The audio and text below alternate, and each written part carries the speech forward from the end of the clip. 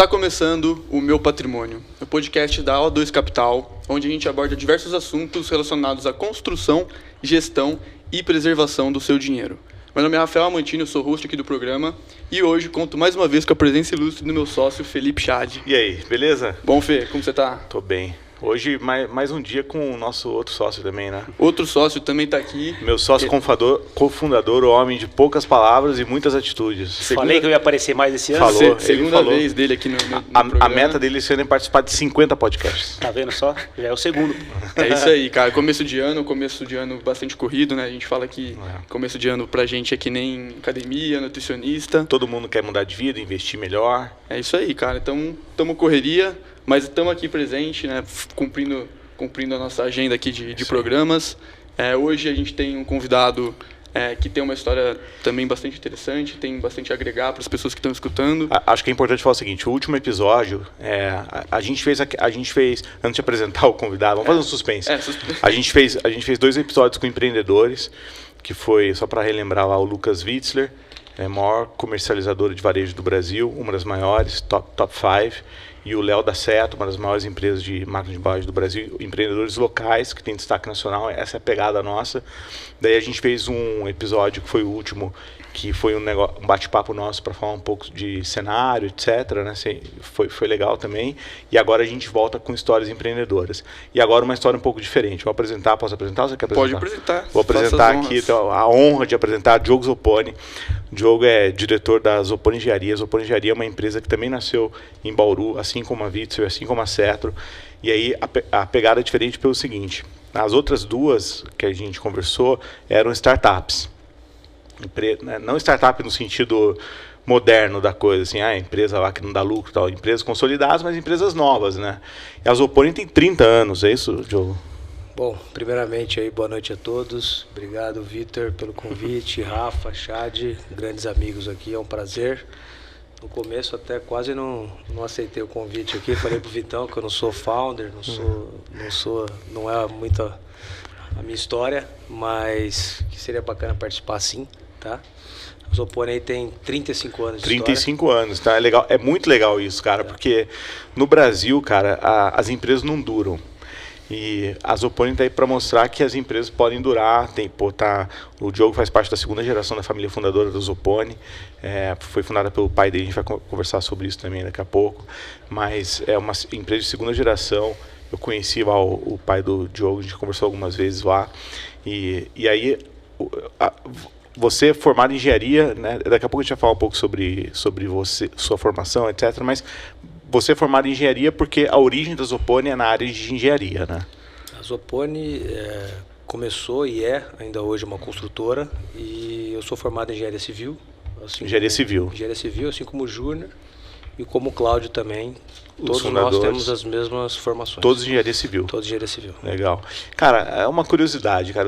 Eu sempre pergunto isso para empresas que têm essa pegada familiar, essa pegada que tem sucessão interna, etc. Pô, você cresceu, obviamente, vendo lá a sua família na empresa, atuando, etc., vendo a empresa se destacar. O caminho para você fazer faculdade de engenharia, se tornar um engenheiro, foi automático, foi obrigado? Eu já ouvi gente falar assim, cara, não tinha opção. Eu tinha que seguir os passos do meu pai. Eu tenho um amigo, vou tentar trazer aqui no podcast, ele não é de Bauru, mas é um empreendedor do ramo de automóveis, e ele falou, cara, não tinha opção, cara, eu tinha que trabalhar na negócio de peças de automóvel lá da minha família, e não tinha opção. E eu fiz engenharia mecânica e me formei, não tinha, era isso ou seria expulso de casa. Antigamente podia fazer essas coisas, hoje é da polícia e tal. Como que foi lá, cara? Foi automático? Foi vocação sua? Você tinha aquela admiração pelo que estavam fazendo e falou, puta, eu quero seguir isso aí também? Bom, eu tive muita sorte, porque eu sempre quis fazer isso, sempre gostei muito disso. Mas se eu não gostasse também, eu acho que eu não ia ter muito escolha. Não ia ter muito pra onde correr. Tive sorte, porque eu gosto muito disso, eu nunca me imaginei fazendo outra coisa. Mas se eu não gostasse também, acho que não teria muitas outras chances, não. Seria... E aí o que é legal falar também, que aí é a história que eu sei, O Diogo, já conheço ele há algum tempo, é amigão do Vitão faz tempo, mais um daquelas pessoas que eram amigos e foram promovidos a clientes, né? No caso dele, começou com um relacionamento profissional comigo, mas já era relacionamento de amizade do Vitão, são compadres, aí tem uma história. Mas você não... O caminho não foi automático, né? Assim, você não saiu da faculdade e foi direto para a Zoponi. Você teve uma trajetória profissional antes para você conhecer como era o mercado, etc. Seria legal contar um pouco isso. Até a gente tem vários clientes, cara, que estão numa situação parecida. Tá? A empresa cresceu, está lá o fundador, o filho quer seguir, quer entrar para a empresa, mas não pode ser aquele negócio meio de mão beijada, né? E aí, conhecendo, quem conhece bem seu pai sabe que foi tudo menos mão beijada.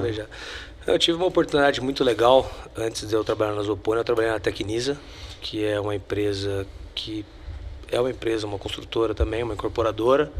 Não trabalha exatamente com o que a gente faz, mas tem algumas coisas em comum. E foi uma experiência muito bacana, porque apesar de ser uma empresa que é listada na bolsa, uma SA, ela tem, quando eu estava lá, ainda tinha uma estrutura familiar. Então o CEO era o founder, o fundador. O VP era o filho dele, pessoas muito competentes. Era uma empresa de uma família judaica, então assim, tinham muitos valores familiares na empresa, muitos parecidos com os nossos. Foi bacana ter visto por uma outra ótica, ter passado lá, fiquei lá cerca de 1 ano e meio, 2 anos, na época que eu fazia faculdade. Foi uma experiência bacana que me preparou para chegar na Zoponi.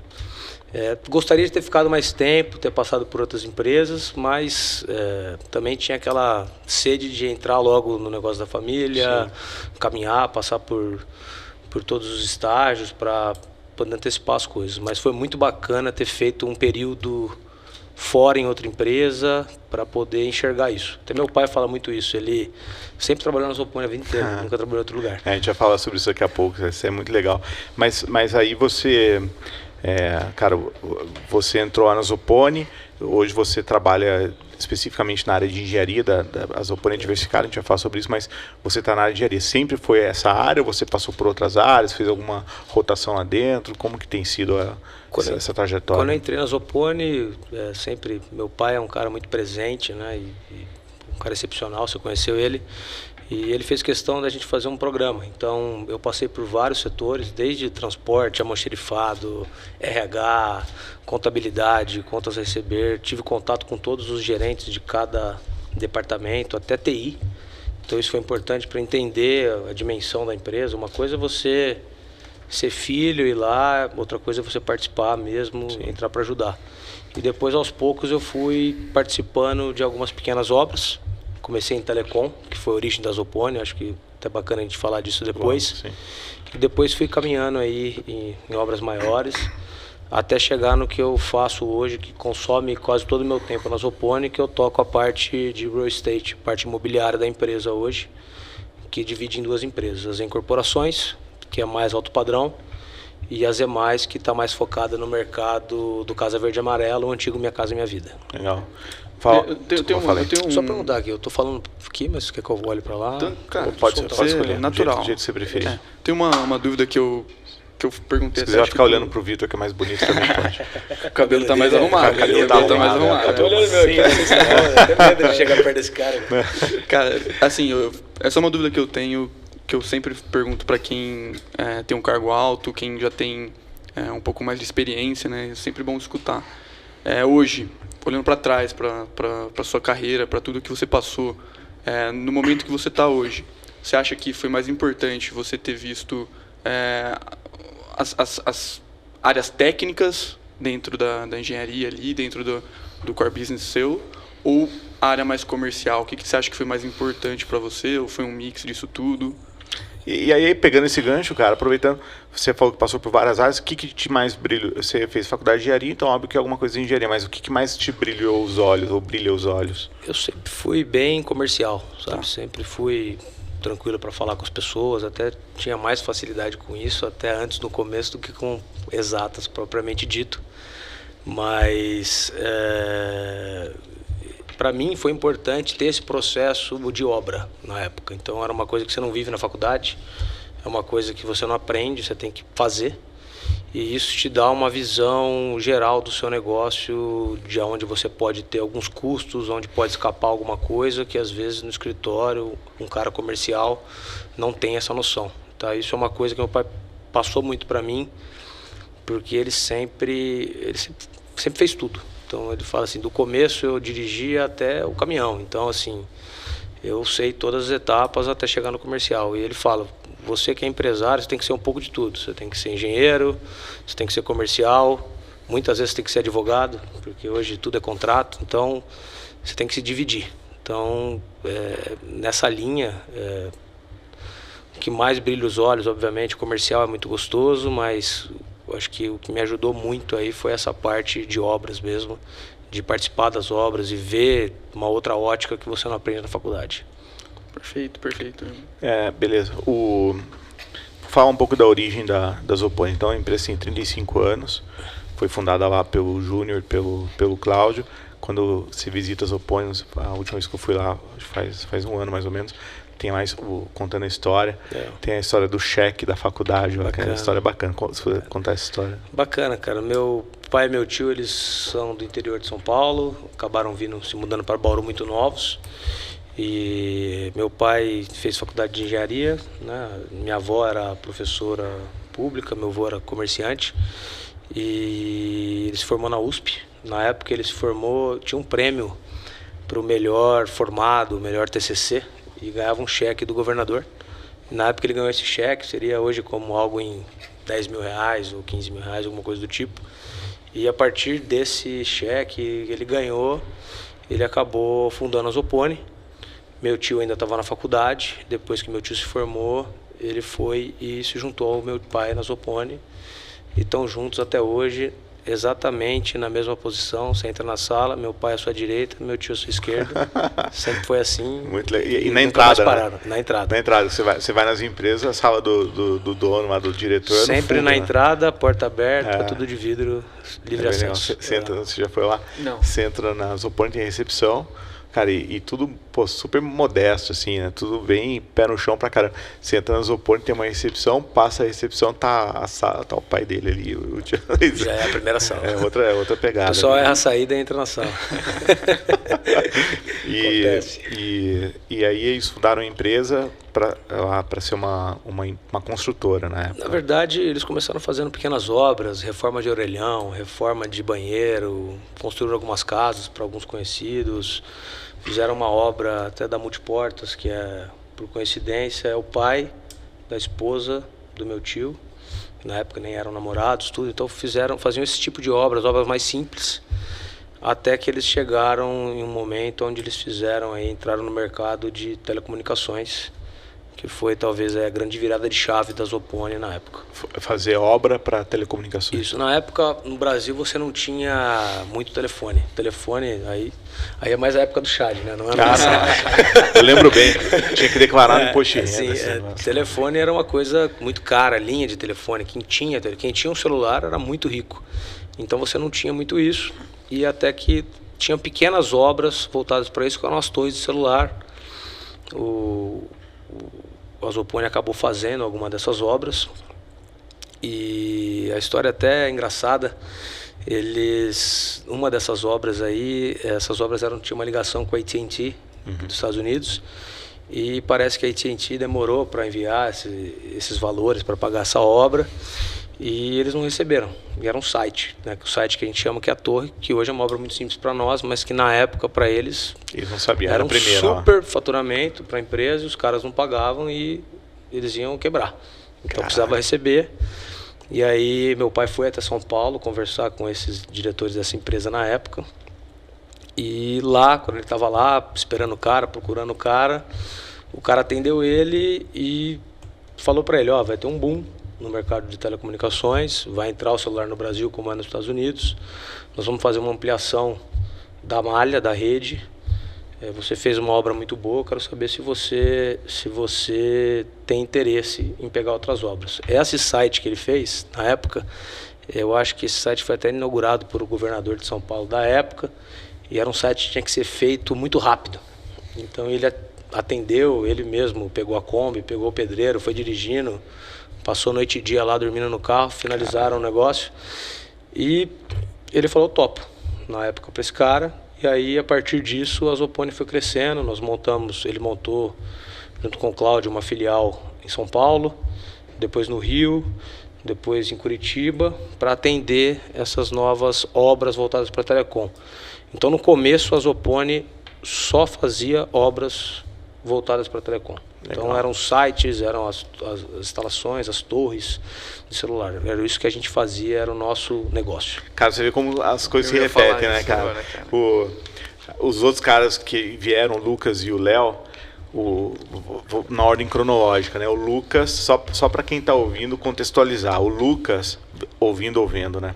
O Lucas montou a Witzler e falou, eu quero empreender, ponto. Que ele era executivo, não sei o quê, e quero empreender. Fazer um pouquinho de tudo aqui. E fazia o que dava. Projeto de economia de energia. Aí o cara ia fazer um prédio comercial, tinha que fazer um projeto de iluminação, faço. Pegava o que vinha, porque, cara, precisava sobreviver, casado, tal, não sei o quê. Consultoria de otimização energética, fazia qualquer coisa. Até que ele conseguiu pegar um contrato de gestão de uma empresa de energia, andou, pegou um contrato de uma empresa do ramo de supermercado, bombou, e aí, a partir dali, virou a Witzer Gestora de Energia, que é uma das maiores do Brasil hoje. O Léo fazia de tudo, vendia roupa, embalava não sei o que, máquina, não sei o que, achou um cliente, que ele falou até no episódio, que é a Mesani, no ramo que comprou uma máquina dele, ele passou não sei quanto tempo vendendo para aquele ramo. Vocês faziam lá um pouquinho de tudo, no ramo de engenharia, obviamente, entraram em telecom e aí virou uma empresa focada em telecom por bastante tempo. No começo foi só telecom. Na verdade, o mercado de telecom era muito bom, era muito novo, tinha muitas obras, muitas oportunidades, então a gente surfou muito essa onda.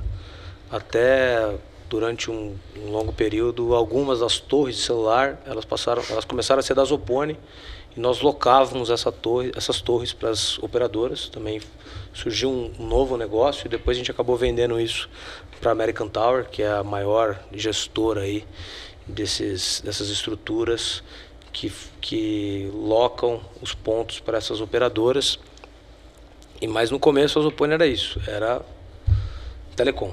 A gente vivia de telecom. Até hoje a gente é a maior instaladora e maior... vocês não saíram desse ramo? Não, até hoje não. A maior construtora em parte de infra, de telecomunicação do Brasil e do Chile. No Chile também? No Chile também. Então, eu não sabia que a Zoponi tinha atuação internacional, então tem também. Tem também. Então a gente atua nesse ramo até hoje, meu pai não abre mão, mudou muito o mercado. Antes telecom você fazia uma torre inteira, era uma obra diferente. Hoje mudou a tecnologia, hoje é 5G, hoje você instala... Até as antenas, hoje não dá nem para ver, mais perceber. Hoje você instala isso num topo de prédio, então hoje você tem mais trabalho, são mais pontos, mas são obras mais simples. O negócio saiu um pouco da engenharia e entrou em instalação. E nós tivemos que virar a chave e nos tornamos uma instaladora no Brasil todo aí, pegamos os contratos, fazemos isso com várias operadoras hoje no Brasil e desde então nunca paramos e não vamos parar. Animal. E cara, bom, vocês... E aí, vamos entrar um pouquinho em diversificação, né? Hoje a Zoponi é uma empresa, você atua especificamente na área de engenharia, alto padrão, a Z+, que é um braço de vocês focado lá em Casa Verde e Amarela, que é a antiga Minha Casa Minha Vida. Hoje vocês atuam em agronegócio, vocês atuam em transmissão de energia. A Zoponi é hiper diversificada, né? Como que se deu essa diversificação? Foi acontecendo ou era um desejo antigo, era premeditado? Como que funciona isso hoje, né? Porque a estrutura de gestão de vocês, pelo que a gente vê, assim, obviamente olhando de fora, é uma estrutura bastante enxuta, né, cara? Assim, como que cabe tanta coisa em pouca gente, assim, que tem algum ET lá que trabalha 24 horas? Tem dois lá. Mas uma das, acho que talvez nossas maiores virtudes hoje na Zoponi se tornou a diversificação. Como o telecom mudou muito, meu pai fala muito sobre isso, a Zoponi chegou num tamanho que se ela não se diversificasse, talvez a Zoponi não iria existir mais, porque chegou num tamanho muito grande e ficou um pouco maior do que esse mercado de infra para telecomunicação, e foram surgindo outras oportunidades. O Brasil é um país, é um mar de oportunidades, assim dizendo, não é um mar calmo de se navegar, mas tem muita coisa, e nós estamos se diversificando dentro da engenharia e em alguns outros pontos, como agronegócio, investimentos, mas dentro da engenharia hoje a gente tem diversos braços, telecom, pavimentação, toda a parte de mercado imobiliário, que é o real estate, parte de transmissão de energia, que hoje se tornou o maior negócio da Zopone. Caramba. Parte de geração de energia nós construímos também, data center nós construímos também, então a gente, obras industriais, termoelétrica, hoje a gente abriu o leque para diversos negócios para realmente sobreviver. E isso acabou virando uma virtude, né? Uma segurança, porque quando o Brasil muda, você tem alguns negócios que estão muito bem, você tem alguns que não estão tão bem, e uma coisa acaba compensando a outra, e dá pra gente uma tranquilidade e uma solidez grande.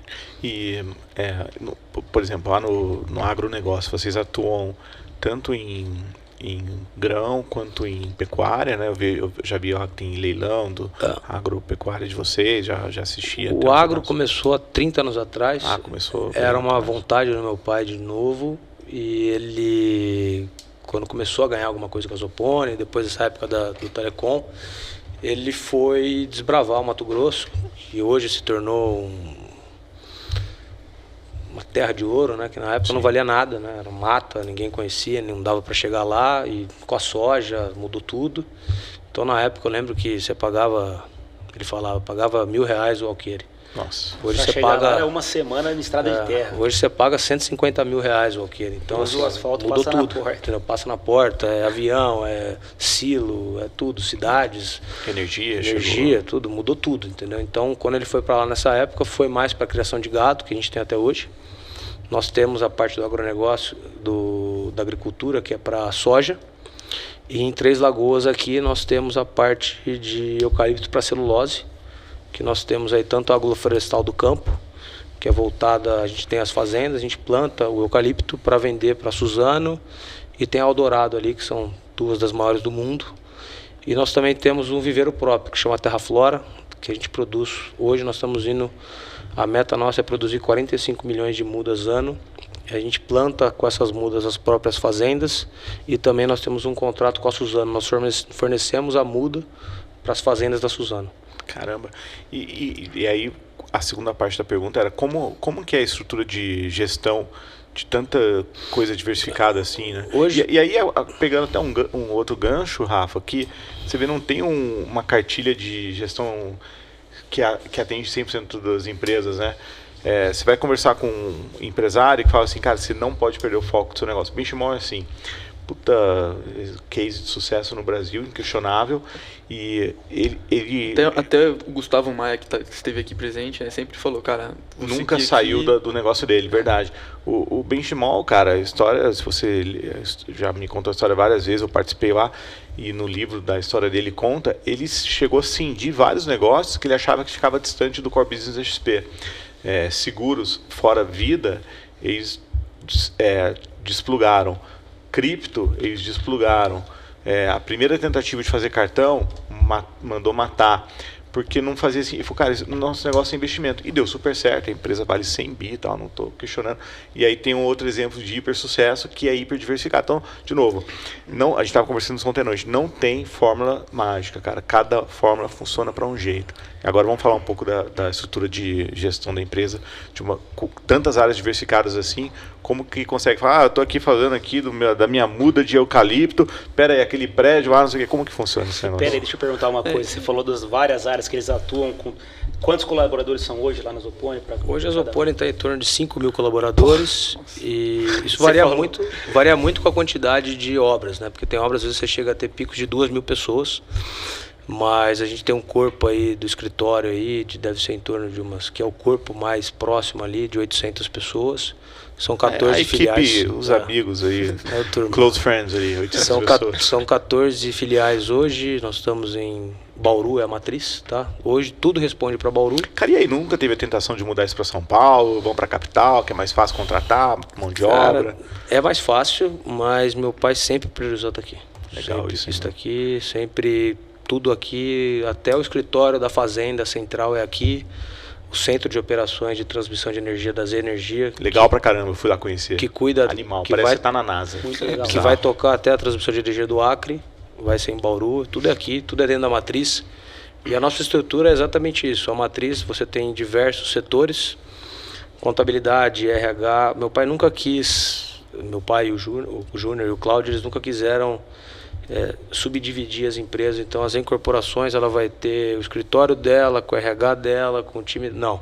Elas compartilham essa estrutura. Elas compartilham essa estrutura da empresa. Obviamente que dentro de um RH, você tem um gestor principal ali do RH e tem a equipe que cuida das incorporações. Mas ela responde para uma mesma pessoa que está embaixo da gente. Então, nem a Vale tem isso. Mas e aí, como que é? Aliás...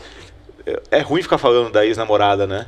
Mas quando o Benchimol veio na Zopone, ele falou, cara, eu não vi essa estrutura nem em empresa listada. Foi ou não foi? Ele falou, cara, a estrutura dos caras, assim, de organização, você vai lá, almoxarifado, não sei o que. Falou, cara, é muito louco isso aqui. Falou, cara, porque a XP no começo, ela até a primeira rodada de investimentos, que ela já tinha um valuation de 1 bi, era Silver Tape e Excel. Nossa. Era assim. Ele falou, será que eles mandaram arrumar a casa para vice-presidente? Não, é muito louco isso. Foi bacana aquela visita. Mas e essa gestão? De novo, assim, cara, você falou 800 pessoas no escritório, mais ou menos 5 mil pessoas no total da empresa, mas, cara, dúvida prática mesmo, assim, como que é, meu? Você tá lá olhando para um negócio de eucalipto, daqui a pouco você tem que focar em tomar uma decisão sobre um novo investimento imobiliário, ou não é tão assim, ou é mais compartimentado do que eu estou imaginando? Não, é assim mesmo, o dia inteiro consome, Caraca, você tem como que vai? muitas subdivisões. Hoje eu acabei indo mais para a área da incorporação, mas também atuo em outras, ajudo em outras áreas. Mas é assim, o dia você tem as funções principais, como qualquer empresário, coisas que você tem que fazer. Mas o dia inteiro você está ali respondendo, resolvendo um problema que chega, às vezes você está falando de energia e chega alguma coisa de eucalipto. Às vezes você está... É assim, o dia inteiro é assim. Então, é um costume, a gente está acostumado lá. E Diogo, desculpa, Rafa. Não, pode ir. Diogo, uma outra dúvida que eu anotei aqui para tirar, que isso tem a ver com otimismo, com apostar no Brasil e etc., que é o seguinte, vocês começaram lá fazendo obra de telecom, você comentou. Eu imagino que não eram obras longas, assim, que era uma coisa mais... As obras de telecom são muito curtas, são eram obras assim, de 30 dias no máximo. Coisa curta. E hoje vocês têm concessões de transmissão que é uma coisa longa, né? Na verdade, quando a Zopone começou a ter que se modificar as obras para poder concorrer, sobreviver no mercado, e a gente faz desde até de usina de celulose, nós fizemos aqui na Bracel, a gente teve que fazer pavimentação, tivemos que se diversificar. Uma dessas obras, tá, que não era uma concessão nossa, nós ganhamos um contrato, eu até fiquei nessa obra, foi logo que eu estava entrando na Zopone, que foi a segunda maior subestação de energia do mundo, que é a da Belo Monte, que faz parte do grupo State Grid, que é uma estatal chinesa, provavelmente deve ser uma das maiores empresas do mundo, tem 1 milhão de funcionários, é enorme, atua no mundo inteiro em geração, transmissão e distribuição de energia, e eles ganharam essa concessão no Brasil, e eles tinham uma parceria com a Siemens, que é uma empresa que também atua em telecom, e aí eles convidaram a Zopone, se a Zopone não queria fazer um consórcio para fazer essa obra, nós entramos, fizemos, eu morei lá, eu pessoalmente, 8 meses. Lá em Belo Monte? Lá em Belo Monte. Pô, no meio da tribo lá. Eu lembro dessa época. Foi uma época difícil. Mas como é que foi? Seu pai queria te testar, né? Vamos ver se esse cara vai aguentar lá. Foi bacana, porque era a maior obra que a Zopone já tinha feito. E era muito novo para todo mundo, inclusive até acho que foi até um desafio para o meu pai, entendeu? Para o Cláudio e para todo mundo da empresa. Então eu lembro que a gente se desgastou muito, levamos muitos engenheiros que a gente chama de coordenadores, praticamente todos ficaram nessa mesma obra, entendeu? Então assim, todo mundo foi para lá para resolver. No fim deu muito certo, fizemos a obra em tempo recorde, na época era inacreditável terminar naquele tempo. E era assim, no Pará, chovia todo dia, 3 vezes por dia, era uma loucura, não chegava nada, parecia que estava em outro planeta. Mas entendeu? a obra durou quanto tempo? Você ficou há 8 meses, mas a obra foi... A obra foi uma obra de quase 20 meses, e depois ela teve a fase 2, que a gente também ganhou o contrato, fizemos. Só que a partir disso nós conhecemos o mercado de transmissão de energia, e aí nós decidimos entrar no negócio não como EPCistas. Mas EPCista, só para o leigo que está ouvindo, é o empreiteiro, né? É o empreiteiro, é a construtora. É a construtora. A Zopone faz isso. Se você quiser fazer uma obra, seja lá o que for, eu posso orçar essa obra. Uma reforma lá em casa, posso chamar? Não sei se eu vou bater o preço do empreiteiro aqui de Bauru, mas posso tentar. Mas a gente acabou entrando nesse negócio. Aí nós entramos no primeiro leilão, foi em 2016. Ganhamos a primeira concessão. De transmissão. De transmissão. Tá bom. Tá? Entramos no negócio, mas nós entramos através disso. Sendo EPCistas, gostamos do negócio, vamos diversificar, vamos fazer o nosso próprio, ter as nossas próprias concessões de transmissão, vamos montar a empresa que chama Z Energia. Hoje nós estamos com 7 concessões em construção e operação. Tá? É um número relevante. E temos algumas médias, temos algumas que são bem grandes, que é o caso da Acre, que é uma linha hoje de 700 quilômetros no Acre, que envolve 3 subestações, uma obra de um super desafio. Você imagina o Acre até hoje, a maioria das cidades, elas eram movidas a gerador, porque não chegava a energia lá. Então essa obra também tem um cunho até social de importância para um estado de 6, 7 milhões de pessoas. O desenvolvimento vai atrás da energia. Vai atrás disso. Então, é uma obra que a gente ganhou, são 700 quilômetros, terras indígenas, tudo que você imaginar de solo. Tem todo o desafio ambiental também. Desafio ambiental. Hoje nós estamos aí já finalizando a fase 1 para energizar e construindo a fase 2. Então, foi um desafio, mas é uma obra que tem dado muito certo. E virou assim um dos principais negócios da Zopone. Cara, e essa concessão é uma concessão de quantos anos? As concessões são 30 anos. Então, 30 anos, aí que eu queria chegar. Cara, uma pessoa que faz qualquer contrato no Brasil de 30 anos tem que ser meio malucão, né? Tem. 30 anos, pô. No Brasil, nada... O que acontece em 30 anos? Se você olhar 30 anos para trás no Brasil, a gente está em 2023, 30 anos, 1993, é isso? 93 para cá, a gente teve... hiperinflação, plano real, dólar fixo, dólar variável, Fernando Henrique. Até vou fazer uma brincadeira aqui, eu já perguntei para outros concorrentes que são amigos também, que estão nesse negócio há mais tempo que nós, o que acontece depois de 30 anos? Ninguém sabe, porque ninguém chegou nessa fase ainda. Pô, você tá louco. Devolve? Como é que funciona? Como que é, cara, a cabeça de vocês lá, cara, apostar no Brasil? Porque 30 anos, de novo... Tem um cara que tem medo do PT, tem um cara que tem medo do Bolsonaro, tem um cara que tem medo disso, daquilo. 30 anos você não pode ter medo de nada. Ou você tem tanta convicção que o medo suporta isso, ou tem algum outro motivo além de tudo isso, sei lá. Enfim, não sei. A gente encara esse negócio de uma maneira um pouco diferente. Quando você fala de construção, ser uma empresa EPCista, você depende de ganhar contratos. Então, o seu faturamento ele é muito variável, depende das obras que você vai ganhar, do como está o Brasil, se tem essas obras, se você está conseguindo bater esses preços. Quando você entra no ramo de concessões, para nós foi muito importante, porque isso é uma receita recorrente. Então, você acaba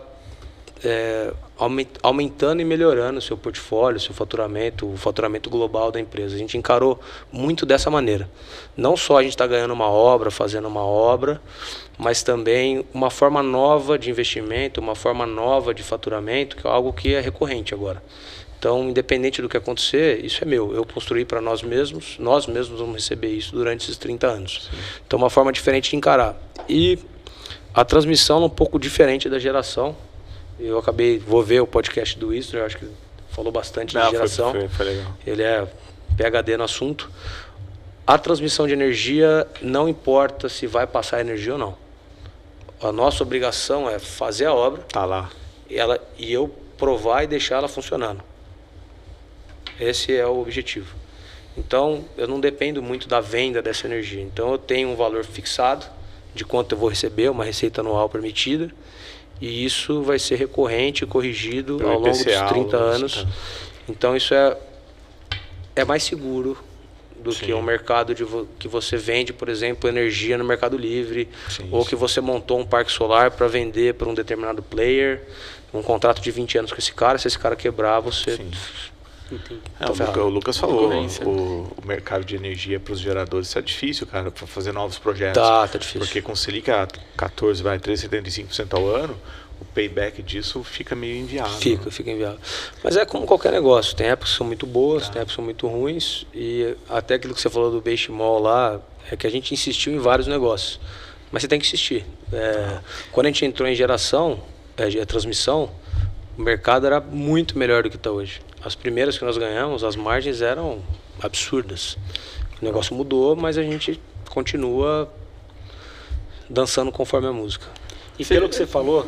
Peraí, Rafa, Vai lá, vai lá. Você fala que o cara não fala, a hora o cara quer falar, vocês não querem deixar o cara falar? Só esperando para falar. A partir de agora só ele fala, vai, pronto. No começo, na fase da Telecom, vocês entraram também fazendo obras para terceiro e depois com site próprio. Isso. Aí depois na energia também, fazendo obras para terceiros e depois obras próprias. Esse parece que é o caminho mais natural da Zopone pela diversificação. Aprende com o dinheiro dos outros. E depois que já sabe tudo, faz para você mesmo. Eu acho que Esses caras não querem ter banco. Você conheceu o Júnior e o Cláudio, eles são muito pé no chão e eles têm esse estilo de mão na massa, a gente chama aí de pé no barro. Então a gente sempre começa muito pequeno, bem como o Vitor falou, transmissão a gente começou fazendo obra para outras empresas até nos tornarmos uma transmissora. A Telecom foi mais ou menos assim, as coisas têm andado nesse caminho. Geração de energia é uma obra que a gente tem feito bastante. A gente tem feito os maiores parques solares do Brasil e hoje a gente já estuda dentro da Zopone em ter próprios parques. Então é um caminho que é o estilo da empresa. A gente nunca começa, vamos comprar uma empresa, a gente sempre começa pequeno, sente o negócio. Para ver se a água está gelada, primeiro põe o pé. Põe um pezinho, vamos devagarzinho. E... Esse é um dilema muito de empresa americana capitalizada, né? Quando você vai levar balanço de empresa americana, GE da vida lá, os caras eles olham, a gente está com $1 bilhão em caixa, a gente quer entrar no ramo novo, digamos assim, vamos entrar em energia, vamos montar a nossa ou vamos comprar um concorrente? Aí quase sempre eles optam por comprar porque cortam um pouco de atalho. Mas você pega uma empresa que já tem uma cultura forte própria, e acho que vai ser muito difícil para vocês comprar um concorrente e fazer esse cara se adequar à cultura de vocês, né? Acho que você imagina convencer um concorrente lá, a integral é coisa básica, integral é RH, o RH de vocês, integrar contas a pagar, contas a receber, e é duro, né? Acho que não sei se vocês já tentaram fazer isso alguma vez. A gente já adquiriu na época algumas empresas de pavimentação que tinham alguns contratos, mas assim, sempre depois que adquiria, trazia todo o corpo, transformava em Mas isopor. aí comprava 100%, não entrava como sócio do cara lá. Chegamos já a ter sócios. A gente tem bastante negócio, às vezes, que a gente tem sócios. A gente até gosta disso. Não assim, qualquer pessoa, obviamente. Claro. Tem que ter uma política, Governança e tal. valores como os nossos, mas alguns segmentos a gente entra com alguns sócios minoritários, sócios 50-50, porque também não dá para você Abraçar fazer o mundo, né? tudo sempre sozinho, abraçar o mundo. Mas... a gente sempre começa pequeno, esse é uma lei lá. A gente começa pequeno, aprende o negócio e depois a gente caminha. Eu queria trazer um pouco para o nosso universo aqui de investimentos. Tem um conceito dentro do que a gente prega com os nossos clientes que quando a gente vai montar uma carteira, a gente tenta sempre montar com uma diversificação, né? Sim. E como fazer essa diversificação? Isso é um ponto que a gente, assessor, tem que estar na ponta da língua. Por quê? Porque se você errar na diversificação, você acaba, às vezes, pulverizando a carteira. Se você ultra diversificar, você deixa de ter o benefício. Perfeito. E eu queria perguntar para você, Diogo, se você puder falar, claro, se teve algum investimento que vocês fizeram em alguma área que não deu certo. Vocês se arrependeram, não entrariam de novo? Alguma curiosidade aí que você pode trazer para a gente, de alguma área que vocês tentaram entrar, que não acharam que fazia sentido no momento. Sempre tem alguma área ou outra que às vezes não performa como a gente gostaria. Mas como a gente sempre entra muito com o pé no chão, muito devagar, entendendo o conceito, a gente nunca teve algo assim que entramos com força total e tivemos que mudar o caminho, entendeu? Muito nessa ótica, pô, esse mercado mudou um pouco, o mercado de telecom mudou, temos que remar para o outro lado, mas nunca deixamos de fazer, ainda é um dos principais negócios. Eucalipto, por exemplo, até a gente tem essa empresa que faz as mudas de eucalipto. Por muito tempo ela foi uma empresa que a gente montou, achou que daria certo, uma empresa pequena, mas foi deficitária há muito tempo e agora acabou com um boom de novo da celulose, ela começou a performar novamente, estamos investindo nela e para ser um dos maiores viveiros de muda aí do Brasil. Assim, então é sempre nesse caminho, a gente sempre mantém os negócios e uma coisa que a gente sempre fala, o mais importante, se você estiver perdendo, é você saber quando você está perdendo. A partir do momento que você está perdendo, não sabe quando você está perdendo, aí você vai quebrar. Então a gente a gente é muito controlado com isso lá dentro. Focado, as empresas de engenharia, acho que tem uma tradição, né? Você trabalha em outra já, elas são focadas em custo baixo, né? Porque a engenharia é duro gerenciar custo, né, cara? Então tudo na engenharia, qualquer erro é muito grande, entendeu? Mas stop loss é gigante. Tem que estar com a mão na massa. E agora para os próximos passos, o que vocês estão vendo de oportunidade? Antes de falar de próximos passos, eu tenho uma dúvida sobre próximos beleza. passos aqui, mas eu queria falar, você falou um pouco, eu ia pegar o gancho mais cedo. Você falou, lá no Acre, quando a gente levou transmissão para cidades, a gente vai levar a transmissão, vira até um negócio social. Mas vocês têm uma pegada social fortíssima. A gente vai ter oportunidade para falar sobre isso em outro episódio, tal. A gente está confirmado aqui que o Cláudio está semi-confirmado. Vou até falar que ele está confirmado para ele não matar mais. É duro. Mas você está convidado, convidado. Talvez almoço quer. Vai ser almoço aqui. Né? Eu falei para ele que ia ter comida aqui, que a gente ia almoçar meio-dia. Ele falou, então a gente almoça lá e já conversa. O Cláudio que é um dos fundadores da Zoponi, que também toca a BDA. Cara, se você pudesse dar uma pincelada, que é um projeto social, a gente foi lá várias vezes. É sensacional isso que vocês fizeram aqui. E aí o Cláudio até me corrigiu, ele falou, cara, não é um projeto, é um empreendimento social. Projeto é um negócio que tem data para acabar. Fala um pouco sobre isso. E aí, a BDA é de água lá, né? Esportes aquáticos, né? Foi além, né? Hoje já tem até orquestra e tal, mas qual foi a origem disso? A BDA, assim, na verdade a Zoponi sempre teve esse cunho social. Meu pai e meu tio, eles vieram de baixo, vieram do começo mesmo, realmente do começo. E é uma história de superação. E eles sempre foram muito gratos a isso e sempre quiseram de alguma forma contribuir. E sempre o Júnior fala, o Cláudio fala, você tem que mudar o mundo que você vive, independente se você tem capacidade de mudar o mundo dentro da sua casa, do seu bairro, ou se você consegue mudar o seu país ou o seu continente, mas você tem que fazer o que você pode fazer para ajudar os outros.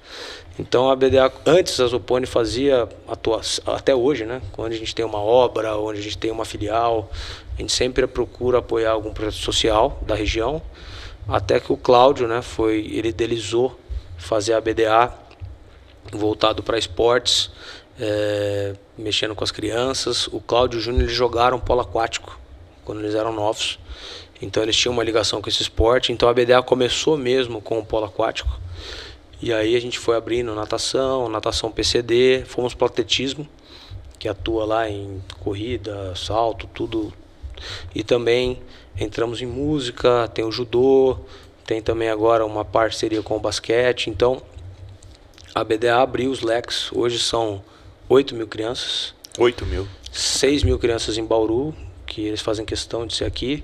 E nós temos uma filial no Rio que tem 2 mil crianças. E essas crianças, elas são atendidas, assistidas e acompanhadas no esporte, alimentação, psicólogo, na escola. E algumas delas a gente vai até a faculdade. E posteriormente a gente ajuda eles a serem absorvidos pelo mercado de trabalho. Depois até, se puder deixar um link, a gente tem até uma história do Luiz, que ele foi da primeira turma aí de crianças da BDA. Então ele conta a história dele no vídeo, é bem bacana. Ele começou na BDA, foi fazer coque aqui em Bauru, que é o Rembrandt, Sim. com a bolsa. Aí se formou no coque, foi fazer faculdade, fez engenharia elétrica e foi contratado pela Zopone. Hoje ele é engenheiro elétrico da Zopone. Animal. Então uma história toda que ocorreu lá dentro. E existem outras histórias também de muitos atletas também que fazem educação física, fisioterapia. A BDA tem mais de 100 professores, então tem muitos ex-alunos que hoje são professores, são pessoas que foram acolhidas pela BDA. O Luiz até fala no vídeo, a BDA é uma mãe para mim. E tem muitas crianças que vão viver ali, são apaixonados por aquilo. E no Whistler também tem um cara lá que... O Gelão lá. Eu vejo o Gelão foi goleiro da seleção brasileira, de polo aquático e tudo. Foi engenharia elétrica, trabalhou na Zopone.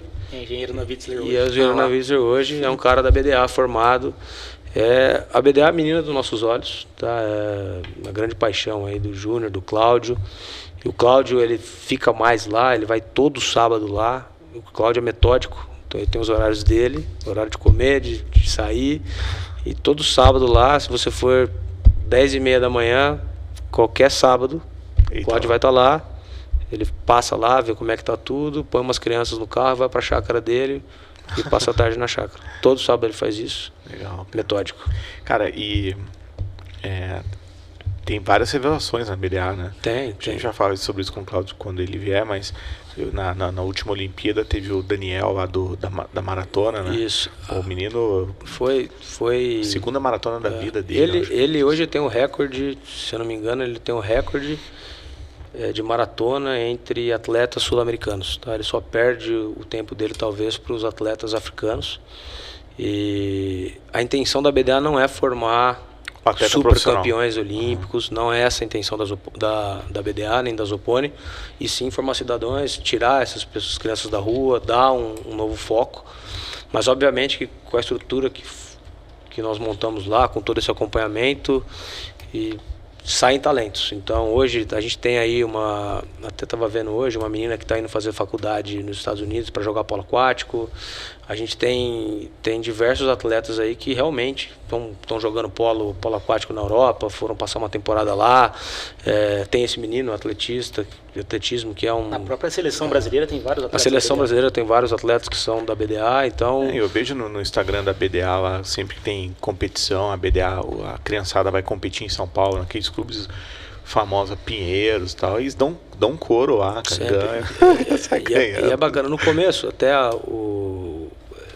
é legal, às vezes você está em Bauru, uma cidade relativamente grande, mas todo mundo se conhece.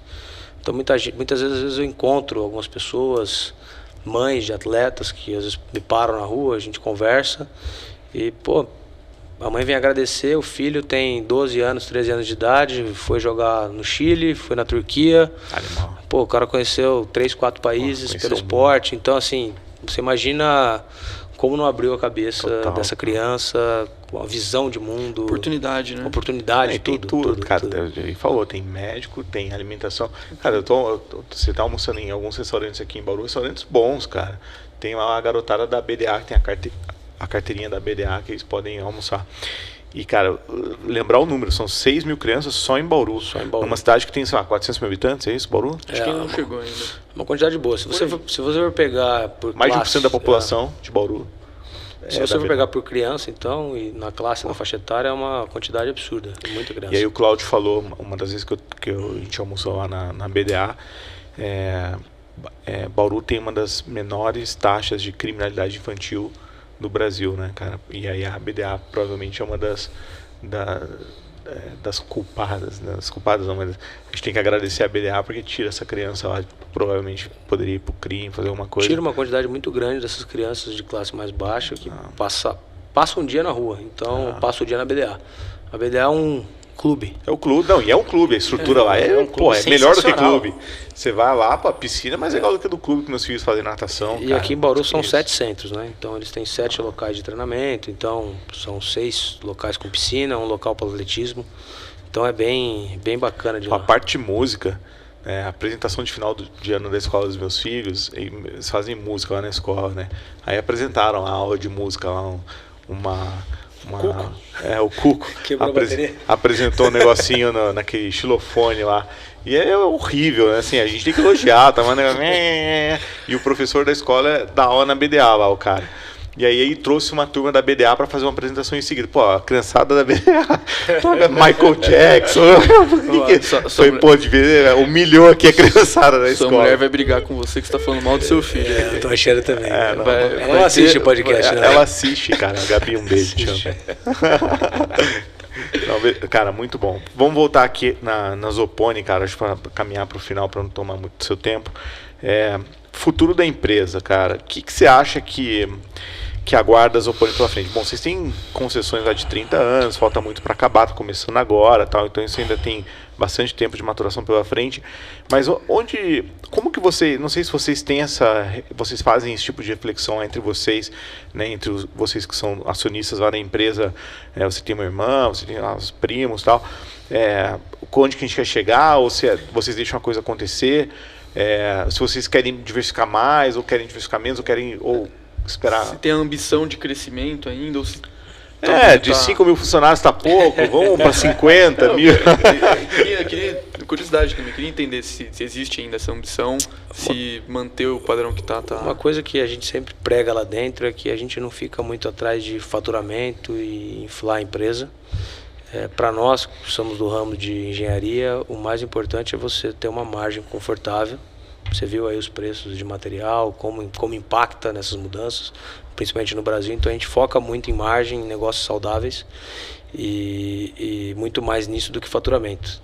E sobre as novas oportunidades, elas aparecem. Todo dia aparece uma nova oportunidade e a gente tem que estar pronto para abraçá-las, como foi recentemente agora a questão dos parques solares.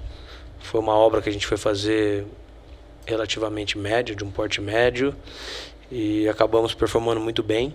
Hoje a Zopone, ela talvez, tem uma outra empresa do Nordeste também que está indo bem.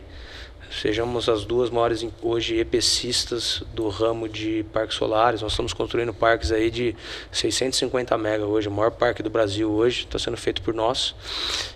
Uma área de 10 milhões de metros quadrados. Nossa. Um negócio enorme. Então, lá no Nordeste? Não, são em Minas. Tem muitas obras em Minas agora. E a gente está fazendo hoje 3, 4 parques solares ao mesmo tempo.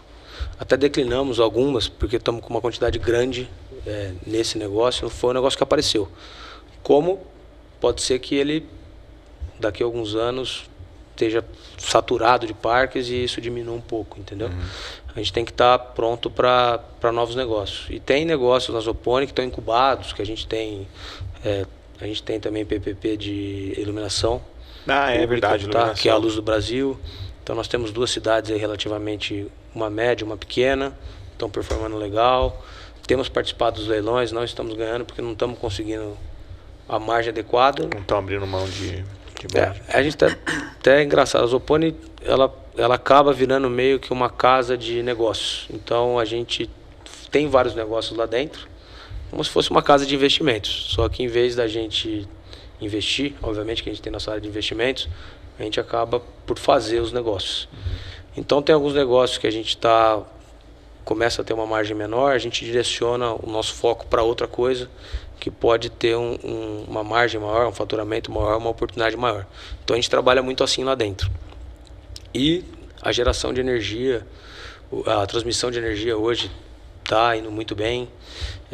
Telecom voltou com o 5G agora, internet, então tem bastante segmento que a gente está trabalhando. Celulose, nós estamos trabalhando também nas construções das indústrias, das usinas, então tem bastante oportunidade, tem bastante coisa aí que está... Mas aí, propriamente assim, de sentar lá, uma reunião de conselho, para onde nós vamos, tal, não é uma coisa que vocês fazem, não... Tem empresa que faz isso muito geracional, né, cara? Eu sei que o Votorantim fazia isso antigamente, não sei se faz ainda.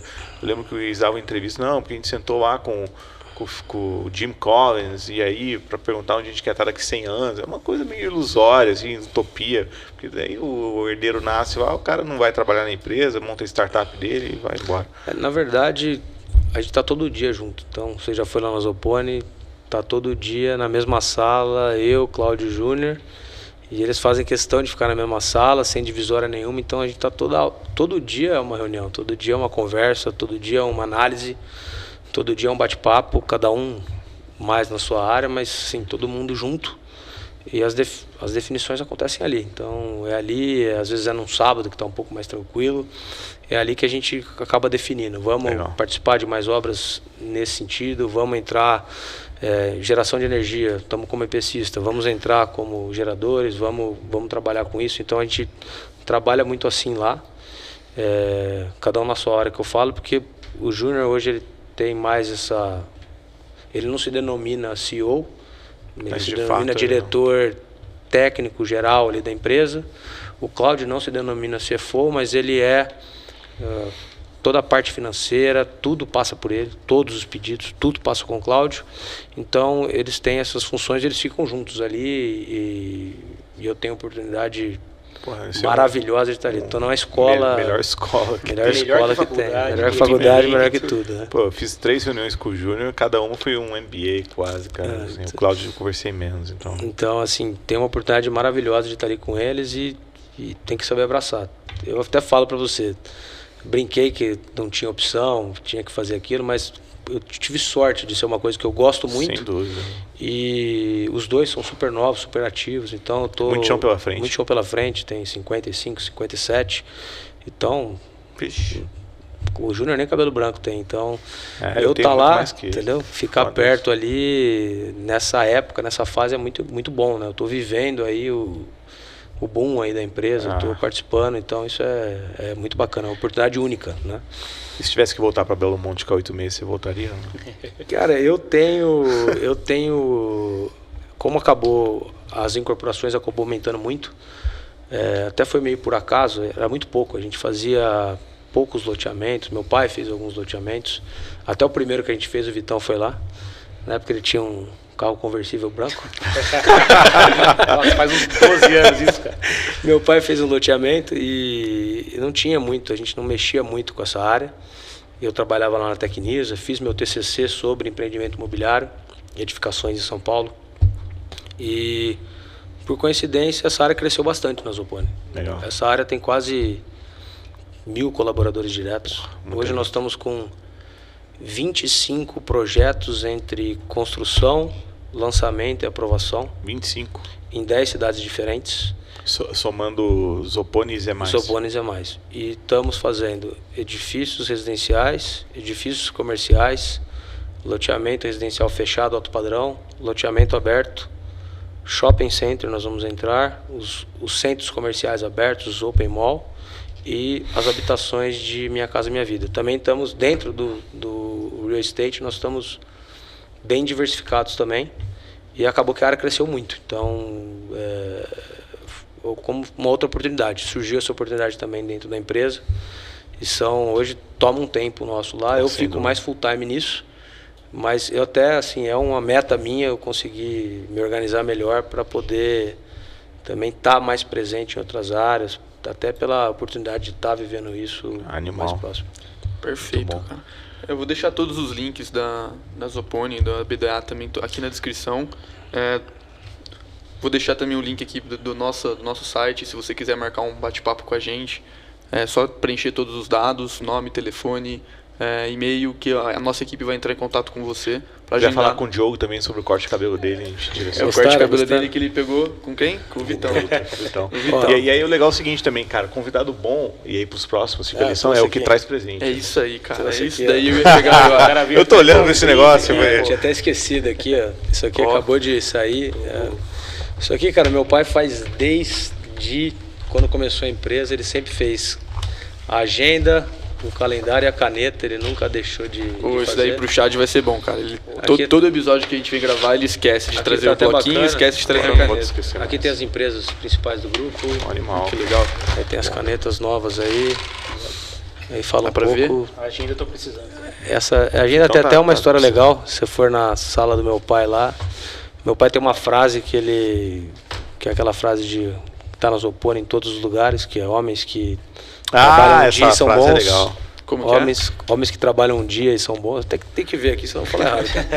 Falar errado a frase do meu pai vai ser foda, né? É complicado. Mas basicamente, há homens que trabalham um dia e são bons, há homens que trabalham anos e são melhores. É um negócio imprescindível. Mas os homens que trabalham toda a sua vida, estes são os imprescindíveis. E a Zopone se baseia muito nisso. A gente tem até o nosso slogan, é qualidade imprescindível. Vem dessa frase. Se você entrar na sala do meu pai, tem um pedaço lá da primeira agenda dele que ele sempre colocou essa frase. E está autografada pelo Antônio Emílio de Moraes. É mesmo? Que ele encontrou o Antônio Emílio, acho que... Mas a frase é do seu pai. Não, essa frase é Brecht, acho que é. E ele assinou essa página, então tá lá, que era um cara que ele admirava na época. Porra, que animal. E tá do lado do cheque. O dia que eu for lá, eu te mostro lá. Eu tenho O cheque da primeira história. Cheque da primeira história. E essa frase, achou aí? Tô procurando aqui, eu Há tenho. homens que lutam... Quem sabe, Isso, um lutam, dia, não é trabalho, lutam. Um dia... quem sabe faz ao vivo, né? E são bons. Santa internet, imagina se não tivesse. Aqui, ó, achei aqui. Lê aí, fala aí. Há homens que lutam um dia e são bons. Há outros que lutam um ano e são melhores. Há os que lutam muitos anos e são muito bons. Mas os que lutam toda a vida, estes sim são os imprescindíveis. É, do caralho, isso é muito boa essa Então frase. essa é a nossa frase. É daí que vem qualidade imprescindível. Eu acho que essa frase é a frase da vida do meu pai, da vida do Cláudio. É uma vida dedicada a Zopone. Muito E bom. é isso. Parabéns. Pessoal, muito Excelente. obrigado por ficarem até aqui. Obrigado, Diogo. Obrigado, pessoal. Obrigado, Animal. Não Vitão. deixem de seguir a gente ali no Spotify, se está escutando a gente pelo Spotify. No nosso Instagram também vai ter bastante corte, né? Hoje, No YouTube, hoje tem muito corte. hoje tem bastante corte. Tem muito corte. Tem bastante conteúdo também no nosso Instagram sobre mercado financeiro, sobre essas histórias de empreendedores. No YouTube também, então toda terça-feira a gente está soltando um episódio novo. Gente, obrigado. Até a próxima. Até semana que Valeu. vem. Valeu. Obrigado a vocês aí. Obrigado, pessoal.